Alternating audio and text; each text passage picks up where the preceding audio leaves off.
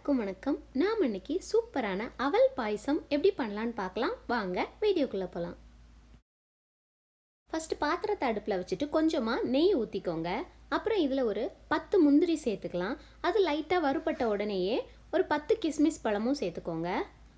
அதுவும் நல்லா வறுத்து அது நல்லா பொரிஞ்சு வந்ததும் அதை தனியாக நம்ம ஒரு பாத்திரத்தில் எடுத்து வச்சிடலாம். அப்புறம் அதே நெய்யில் 1 கப்பு அவல் சேர்த்துக்கலாம். இதை நல்லா அந்த நெய்யில் போட்டு லைட்டாக ஒரு 2 மினிட்ஸ் வறுத்து எடுத்துக்கோங்க. அடுப்பை வந்து சிம்மில் வச்சுக்கிட்டு வறுத்து எடுத்துக்கோங்க. அப்புறம் அதையும் நம்ம தனியாக ஒரு பவுலில் எடுத்து வச்சிடலாம். இப்போது அதே பேனில் எந்த கப்பில் அவல் அளந்தோமோ அதே கப்பில் 3 கப்பு பாலும் 2 கப்பு தண்ணியும் நான் சேர்த்துருக்கேன். இது பால் வந்து நல்ல திக்காக இருக்கிறனால நான் 3 கப்பு பால் 2 கப்பு தண்ணி சேர்த்துருக்கேன். இப்போ பால் தண்ணியாக இருந்துச்சுன்னா நீங்கள் 5 கப்பு பாலே சேர்த்துக்கலாம்.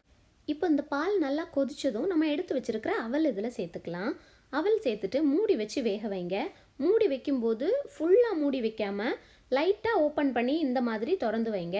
அப்போ தான் பால் வந்து பொங்கி கீழே சிந்தாமல் இருக்கும்.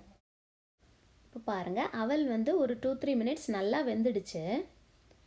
இப்போ இதில் நம்ம எந்த கப்பில் அவல் அளந்தோமோ அதே கப்பில் ஒரு 3/4 கப்புக்கும் கொஞ்சம் கம்மியாக நம்ம சர்க்கரை சேர்த்துக்கலாம். சேர்த்துட்டு மறுபடியும் ஒரு 2 மினிட்ஸ் நல்லா கொதிக்க விடுங்க. சர்க்கரை சேர்த்து நல்லா கொதி வந்ததுக்கு அப்புறமா ஒரு 1/4 ஸ்பூன் ஏலக்காய் தூள் இருக்குல்ல, ஏலக்காய் தூள் சேர்த்துக்கலாம். அதை சேர்த்துட்டு அப்புறமா நம்ம ஃபஸ்ட்டே வறுத்து வச்சுருக்குறோம்ல முந்திரியும் கிஸ்மிஸ் பழமும் அதையும் சேர்த்துக்கலாம்.